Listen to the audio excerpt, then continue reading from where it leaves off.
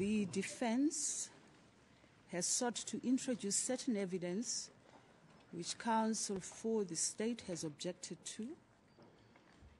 The basis of the objection is twofold. One, that it is hearsay evidence and therefore inadmissible. And two, that it is in any event irrelevant and for that reason inadmissible. Counsel for the defense has argued that the piece of evidence sought to be introduced is neither hearsay nor irrelevant. But before I go to the argument of counsel for the defense, I need to state that to determine this issue properly, it is necessary to scrutinize the nature of this evidence. The evidence concerned is to be found on pages 27 to 30 of an expert report compiled by Professor Wayne Damon. Professor Damon is currently in the witness box giving evidence on behalf of the defense. The evidence consists of two emails from two individuals who appear to have physical disabilities similar to those of the accused in this matter. Counsel for the defense submitted that the piece of evidence objected to was not hearsay, as the two emails were not tendered to establish the truth of the contents. He also further argued that the courts usually accept experts' reports, such as those of psychologists who have used different sources to compile their reports and make findings.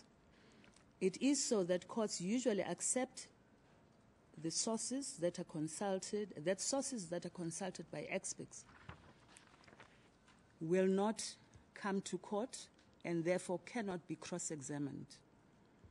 The distinguishing feature between those instances and the present case is that the sources consulted by experts such as psychologists, probation officers, and other experts who compile pre-sentencing reports give light about personal circumstances of the accused.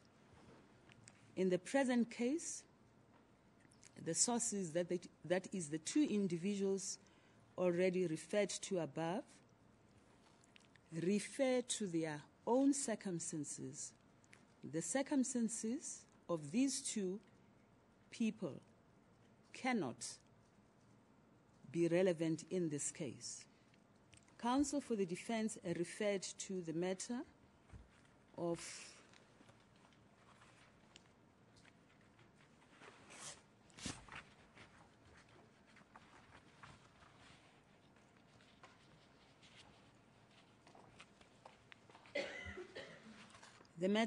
Lorna Dawn Investments Pty Limited versus Minister Van Landbouw, 1977, Volume 3, SA 618, capital T in bracket.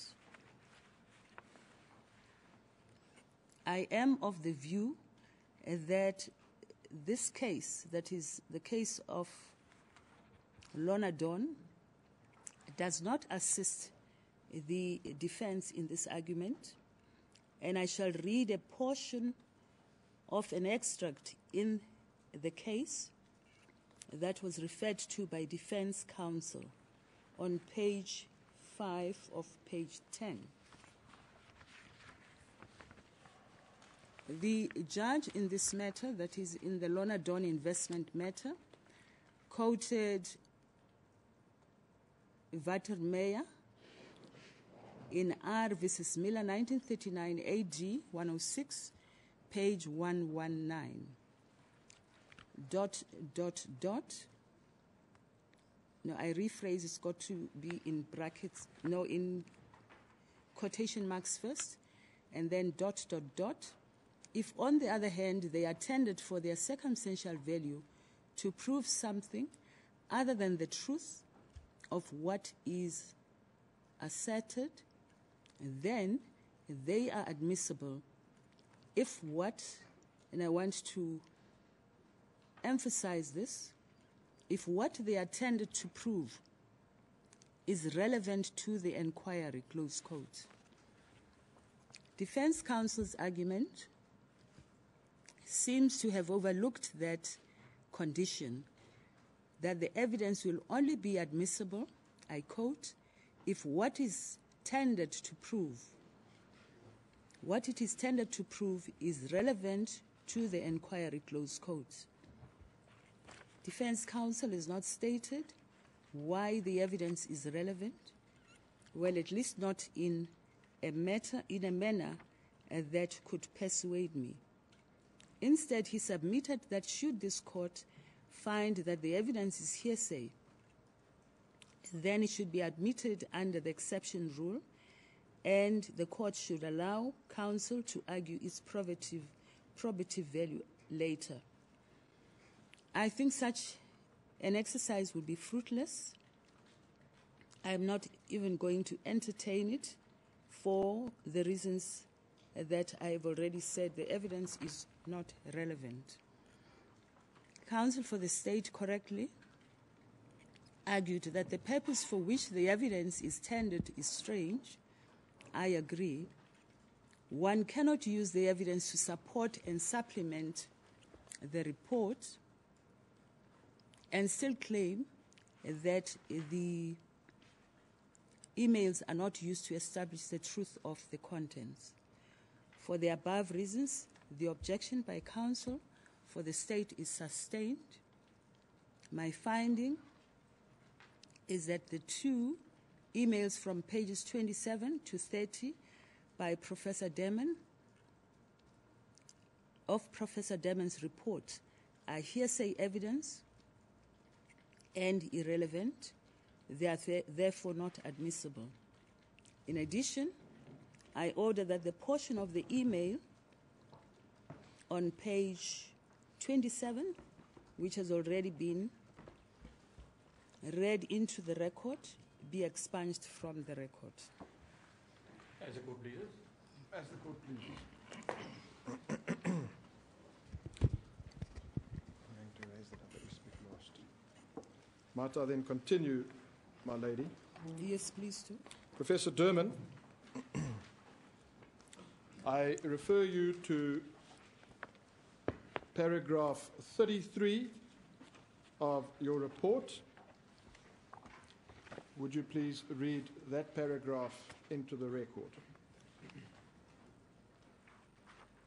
Yes, my lady, in paragraph 33, I state, I am of the view that there is truth in the claim that individuals with disabilities fall victim to attack and abuse on a daily basis.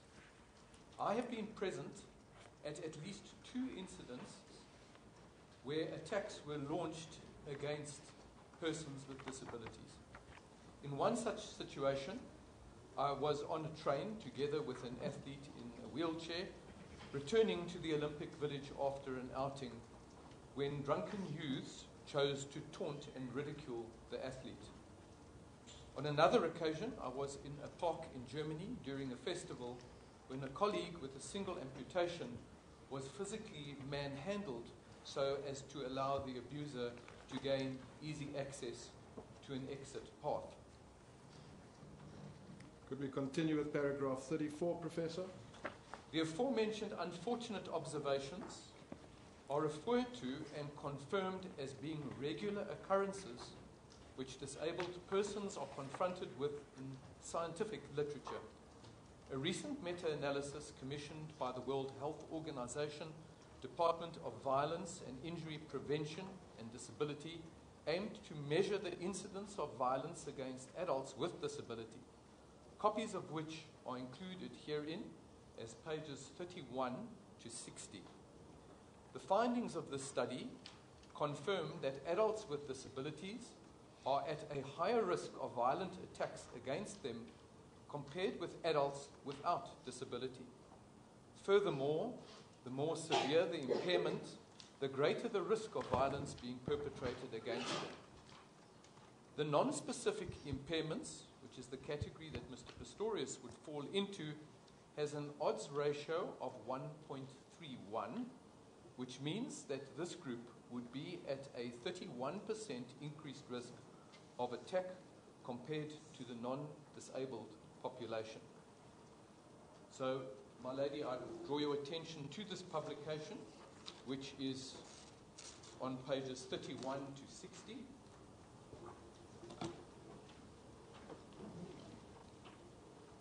And this is the WHO study.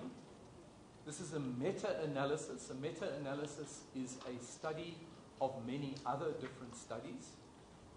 And under the findings, I read in the last three sentences, Pooled Crude's odd ratios for the risk of violence in disabled compared with non-disabled individuals were 1.5 for all studies combined. That means, my lady, 50% higher risk. 1.31 for people with non-specific impairment, and then 1.6 for people with intellectual impairments, and 3.86 for those with mental illness. The interpretation of those figures is that adults with disabilities are at a higher risk of violence than are non-disabled adults. And those with mental illnesses, the article concludes, would be particularly vulnerable. Professor, would you care to deal with paragraphs 35 and 36? My lady, as in paragraph 35, a further study, this time commissioned by the United States Department of Justice, recorded the statistics of crime against persons with disabilities in the years 2009 to 2012, and this was published in 2014. The study found that in the year 2012, the age-adjusted rate of simple assault against people with disabilities was 38 per 1,000 of the population, which was more than double the rate for persons without disabilities, which is 16 per 1,000 of the population. In 2012, persons with ambulatory disabilities, the rate was 30 per 1,000, had a higher rate of falling victim to violent attacks than persons presenting with other types of disabilities. In this instance, the comparison was hearing or visual disabilities. These studies were published in a document entitled Crime Against Persons with Disabilities, 2009 to 2012 Statistical Tables by the United States Department of Justice and authored by Eric and Harold, PhD, a copy of which is included herein and numbered as pages 61 to 84. My lady, I will just read an extract on page 64.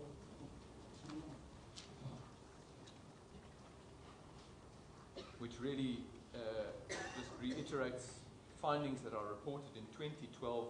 The age-adjusted rate of violent victimization for persons with disability is 60 per 1,000, which is nearly 3 times the rate amongst persons without disabilities, which is 22 to 1,000 people without disabilities.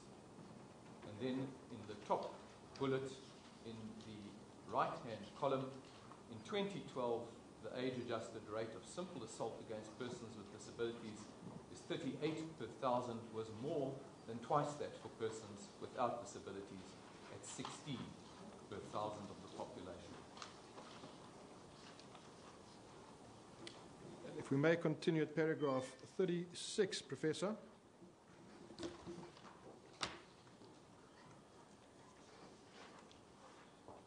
My lady, paragraph 36 reads, the aforementioned findings highlighted the need for governmental organizations to take preventative steps. Indeed, the Crown Prosecution Service in the United Kingdom introduced Section 146 of the Criminal Justice Act of 2003 to cater for an enhanced understanding of disability hate crimes in the British legal system. In this regard, the Crown Prosecution Service produced a publication entitled Disability Hate Crime, Guidance on the Distinction Between Vulnerability and Hostility in the Context Against Crimes Committed Against Disabled People. A copy of this report is included herein and marked pages 85 to 105.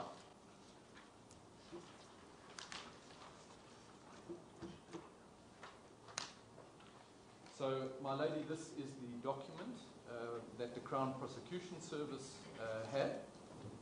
And I'm going to just draw your attention to a paragraph on page 87 of this report, and it deals with this concept of vulnerability.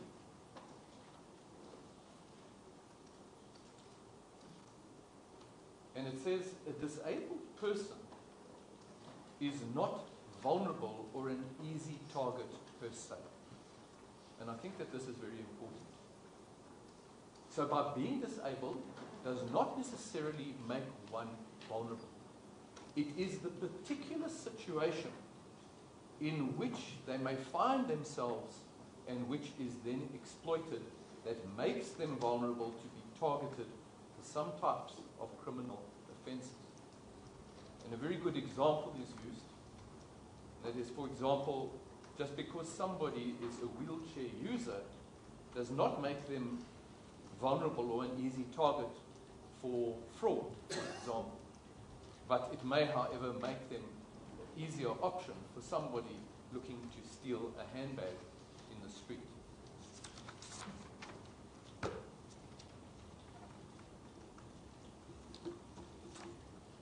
Can we deal with paragraph 37? Furthermore, it is a concern that since the advent of the Paralympic Games in London in 2012, an event that was intended to raise positive awareness of disability, attacks on individuals with disability have increased. In fact, a recent survey found that nearly 1 in 4 disabled individuals living in London has suffered some form of hostile or threatening behavior or has been physically assaulted since the Paralympics. In this regard, I include here too, marked pages 106 to 109, copies of an article published in the Independent newspaper dated the 29th of August 2013, which highlights the incidence of attacks on disabled individuals a year after the London Paralympic Games. My lady, that is on page 106 to 108. And I'm not going to read anything in particular in this particular publication. It is there for your information. Yes, the question then must arise as to why, since the Paralympics were held, attacks against persons with disabilities increased, given that the Paralympics was intended to highlight the plight of people with disabilities. Can you comment? My lady, it's a very, very complex issue. It's not an easy issue to understand why that has happened, and I won't claim to understand it fully. But what is of interest to me is that one of the slogans and the ways that the Paralympic Games of London were billed and promoted is the caption, "We are the superhumans." And one of the possibilities is that people can tend to now put themselves against the superhumans. Let's see how superhuman you might actually be. So, although that there is no proof of this factor, that is one of the considerations that is being spoken about and taken into account to understand why this increased crime against people with disabilities has increased since the Paralympic Games. Professor, we are now going to return to the evidence concerning the fight and flight response, and in doing so, I'm going to ask you to deal with the contents of paragraph 38. My lady, the fight and flight response is perhaps one of the most researched and documented physiological responses that occur in the human body. This response details the physiological reactions that allow the human in early times to escape the clutches of a predator. In more modern times, this phenomena is recorded to have occurred, for example, in events such as we all have heard of a mother picking up a car to save a child, or in the instance I give you here, as a mother fighting off a dangerous polar bear to save her children.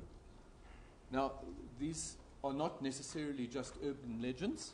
I include here too, marked page 110, a copy of an article extracted from the CBS News website documenting this above incident of the mother and the polar bear. This finds application to the present matter simply by virtue of Mr. Pistorius having confronted perceived danger in very adverse circumstances. Professor, can you explain for the benefit of the court why you say that such reported events, such as a mother fighting off a polar bear to save her children, is relevant to the current proceedings?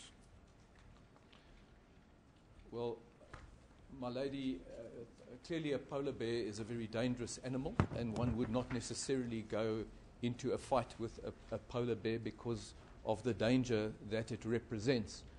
However, under certain circumstances, in this instance, the danger of having her children being harmed by a dangerous animal, her responses were to confront that danger and put everything at risk to try and save her children from the dangerous animal. Professor, can we deal with paragraph 39? My lady, in the 1920s, researchers determined that certain types and certain regions of the hypothalamus, which is the ancient midbrain, are critical for the flight and fright response to an imminent threat. This classic fight or flight response to a perceived threat is a reflexive phenomenon of the nervous system. I'm going to ask you, Professor, to explain the reflexive phenomenon. We can do so by having regard to a section of the brain, which we are going to put on the screens for the benefit of the court. You'll also, my lady, find a copy of this at page 111 of the report.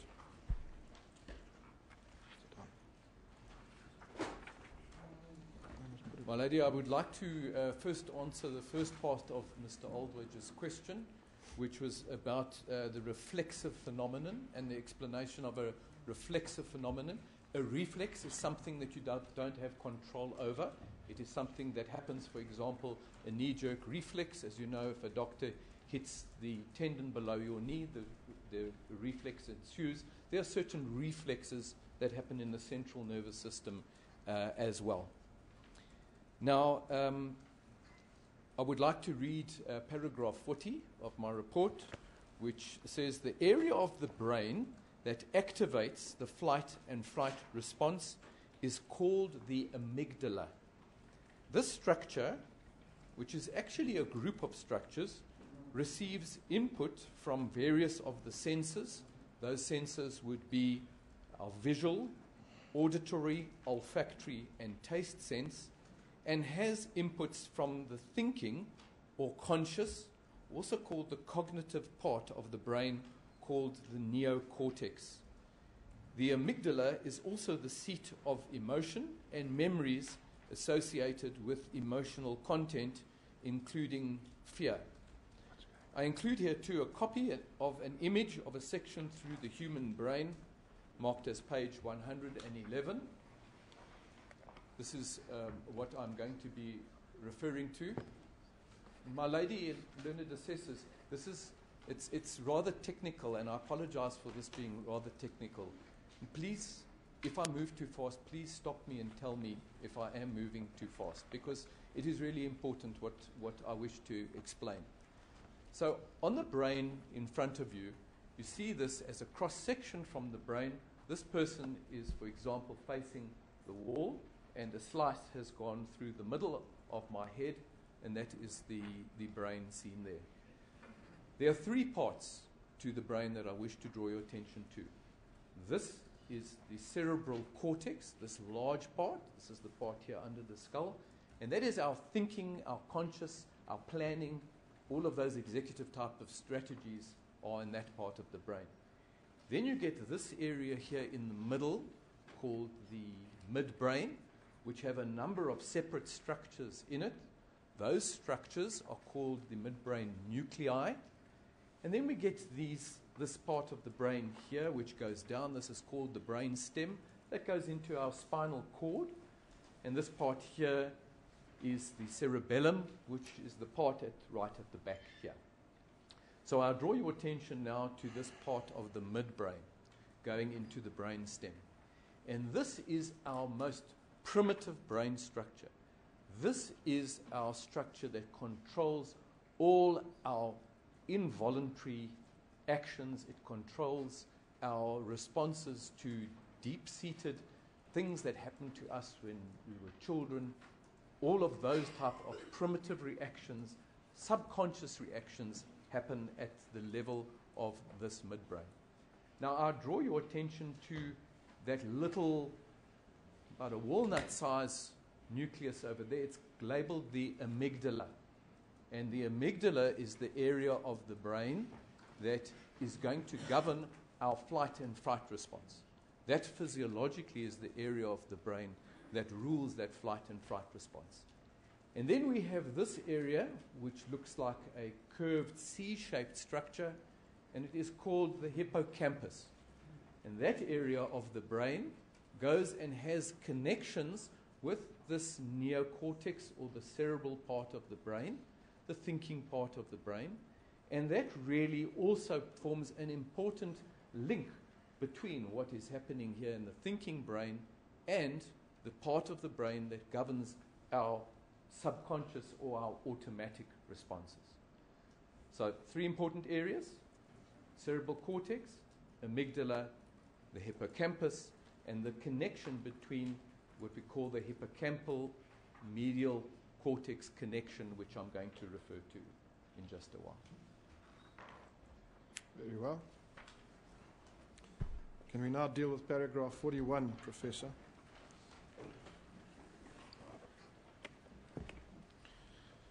My lady, the conscious brain modulates the amygdala as well as the subconscious brain during emotions, arousal, and exercise. The conscious brain is in turn inhibited by the hippocampus, or that C-shaped structure that I spoke of.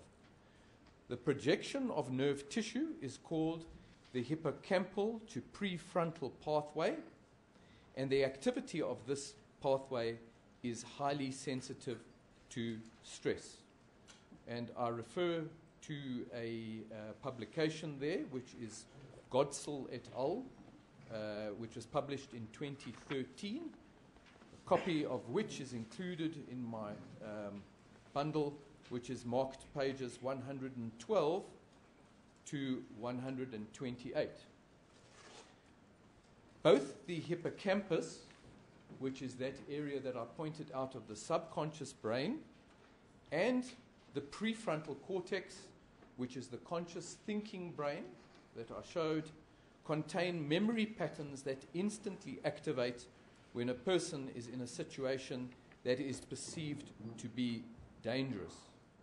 The hippocampus, which is the subconscious brain, will inhibit the prefrontal cortex, or the conscious or thinking brain, thereby giving the amygdala free rein to maximize the flight and fright response. Research has found that individual differences in the structural integrity of the amygdala, of the subconscious brain, and prefrontal or conscious pathways were inversely correlated with trait anxiety, and I'm going to come back to this in just a moment when viewing fearful faces, and I'm going to speak about that in just a while. I would like to just deal with this article. It is the one by Godsell, and it is over pages 112 to 127.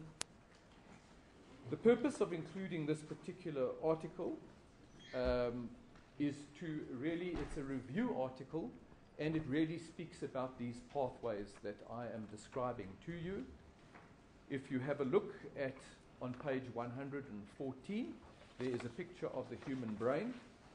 And if you look at that area marked B, in a diagrammatic fashion, those pathways have been drawn in there showing the hippocampal-prefrontal cortex and amygdala connections.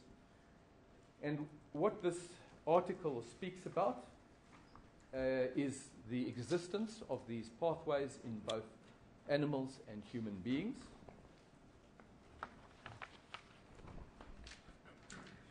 And if one reads on page 118, 1/3 of the way down the right-hand column, I just really want to show the relevance of this. They show together, these findings show that the hippocampus prefrontal regions are engaged in situations that involve emotional regulation related to fear. So that is all that I am really going to refer to in this particular publication, to show that this is an area which has been established. It is an area that is still actively researched, and it is an area which is very, very interesting in the development of neuroscience. Professor, by having regard to the contents of paragraph 42, will you please explain how the response by the amygdala is triggered? I'm sorry, Mr. Aldwage, I prefer to finish 41 first. And Very well.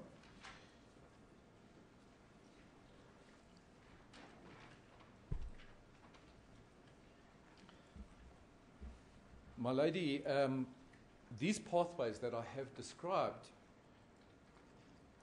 also show a link with anxiety. These pathways are inversely correlated with trait anxiety when viewing fearful faces.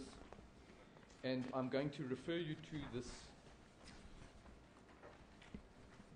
article, which is on page 129 to 133, where they did a study looking at this amygdala activation in 20 psychiatrically healthy subjects, and they measured certain anxiety measures with these people, and they found that there is higher pathway strength with lower anxiety. So the lower your anxiety, the higher the pathway strength. The higher the anxiety, the opposite occurs. The lower the pathway strength, the more the amygdala is unfettered or uninterrupted in its flight and flight response. This research suggests that people with high trait anxiety have less cortical or conscious brain modulation ability over their amygdala during fearful situations.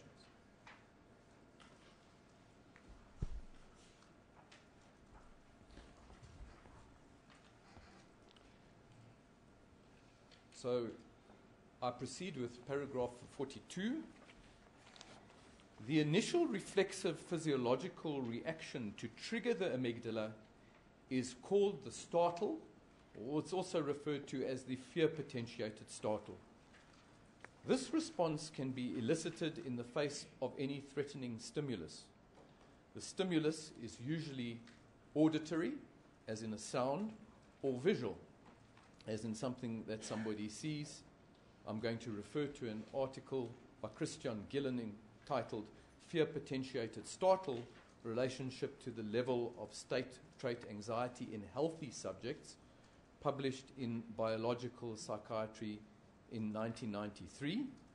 A copy of the aforementioned publication is included here too, marked pages 134 to 142. And then I am also going to be referring to a second article by Christian Gillen, which is published in 2002, called Startle Reactivity and Anxiety Disorders, Aversive Conditioning, Context, Neurobiology. And this was published in Biological Psychiatry 2002. A copy of this is included here too, marked pages 143 to 160. And these two articles make reference to the fact that the startle reflex is potentiated during experimentally induced anxiety. And this is called fear-potentiated startle.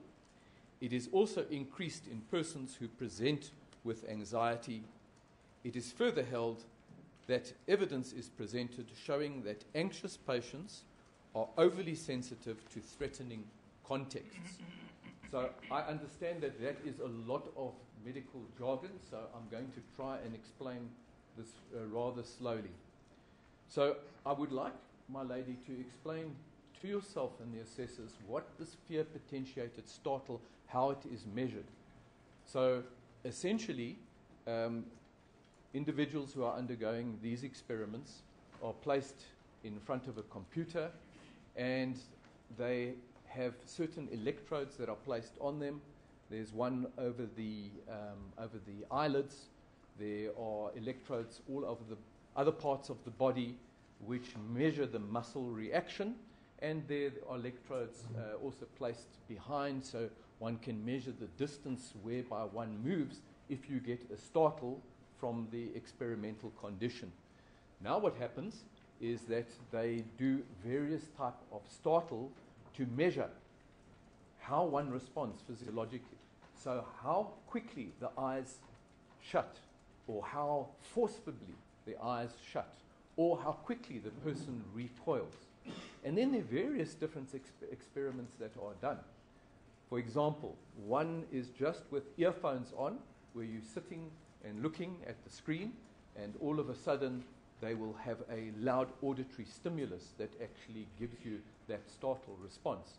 There's another form of this experiment where they take an electrical apparatus and attach it to part of the body, where they give you a shock as well. And you don't know where that shock's coming from. So they put you into a state of fear and then give you that auditory stimulus, and they see how your expectation of fear amplifies the startle response. And they do this in all different types of environments. They do this in the setting of fearful faces, neutral faces, all various types, light environments, dark environments, and all different types of settings. And the two experiments that I have taken to show you are relevant to this matter. So I'm going to read an extract from the first abstract, which is on page 134 in the middle of the paragraph. Again, the title of this is Fear-Potentiated Startle Relationship to the Level of State Trait Anxiety in Healthy Subjects. Before the experiment began, each subject's fear of shock was assessed with the state portion of the State Trait Anxiety Inventory, which is a tool that was designed by Spielberger. Fear-potentiated startle, but not baseline startle, differed in the low and high fear subjects. The magnitude of the fear-potentiated startle was larger in the high fear group as compared with the low fear group. So if I draw your attention to page 139, my lady, you will see there down the first column there are some bar graphs. They divided these subjects into those who were characterized as low fear and those characterized as high fear. Low fear was this group over here, where you see those bar graphs, and the high fear in those 3 bar graphs afterwards. And you can see by looking at, this is looking at the amplitude, which was the measure of the eye reaction and the startle response, that if you look at the, under the condition of no threat, which is the open bars, the low fear group had a much lower baseline startle than the high fear group. Then there is the black bar, which is baseline threat, and you see that the people now who were in the low fear group increased their startle response. The high fear group did not change, but what is really important here is that third striped bar, where it shows that when you get the actual shock that you have been anticipating, look at how the people who are low fear individuals behave differently to the high fear group, and they respond with a higher startle.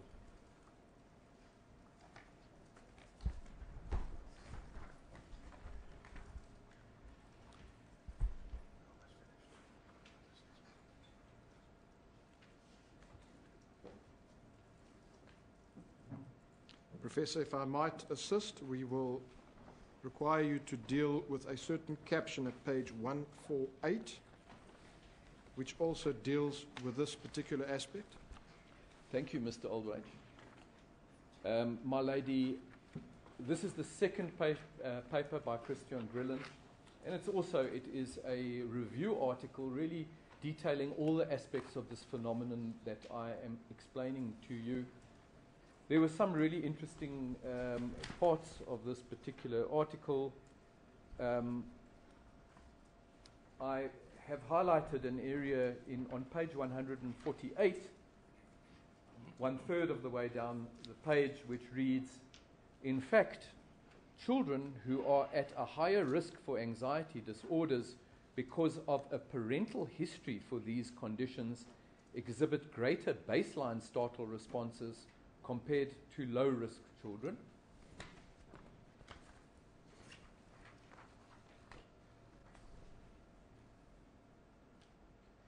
And I read on page 149, 2/3 of the way down the page,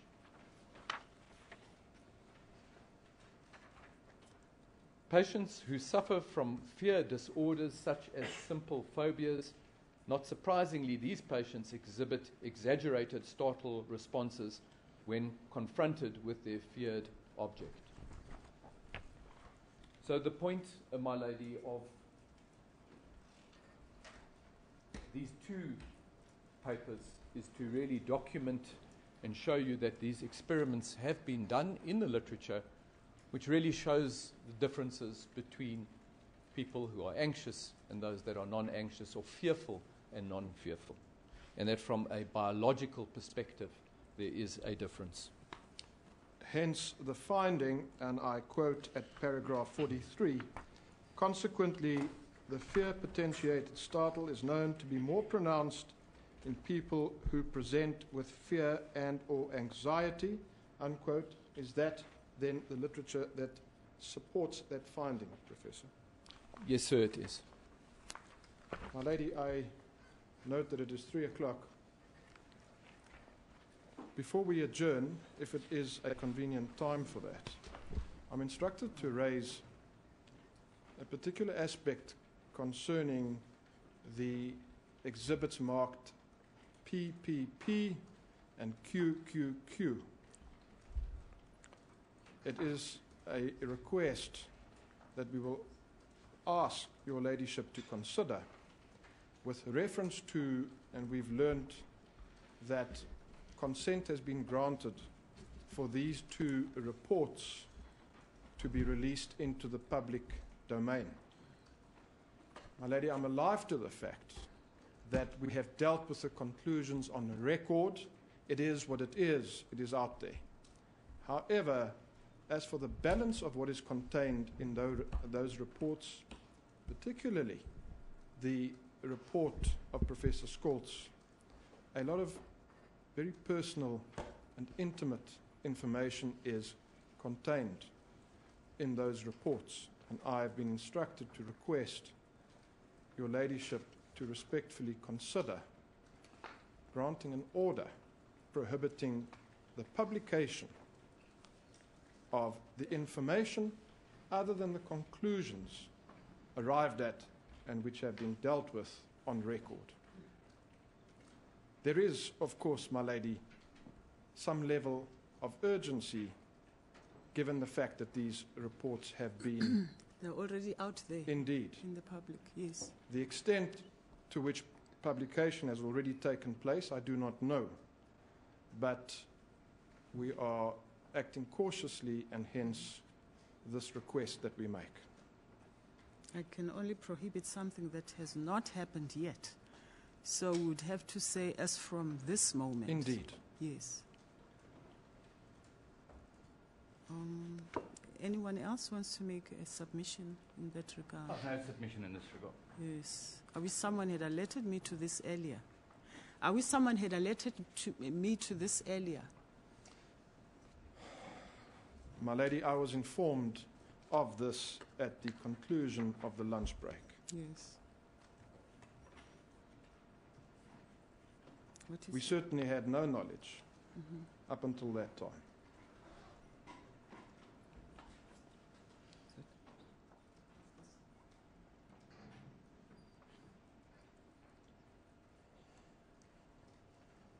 This is my order as requested by Counsel for the Defense. It relates to Exhibit PPP and QQQ.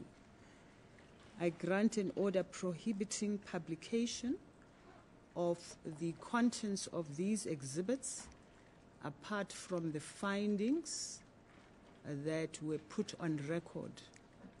Was it today, yesterday? It was today. They were dealt with earlier, I believe it was on Monday, Monday. as well as today, my lady. Yes.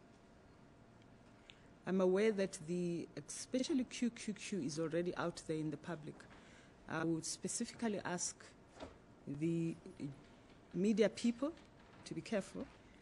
If, as from this moment, there is publication, that will be contempt of court. What has been published before 3005 or 15005, 100 hours, is that we can't do anything about. What was published before then, we can't do anything about it. But as from this moment, publication of the contents of these reports, as I've already said, is prohibited. As the court pleases, I'm indebted. Yes.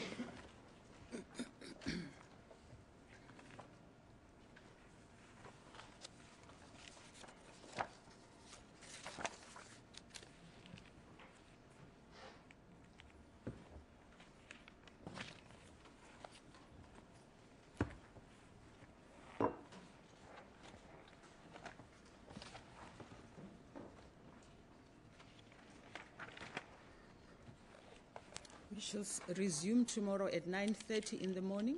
Court will adjourn. Carry on, Madam President.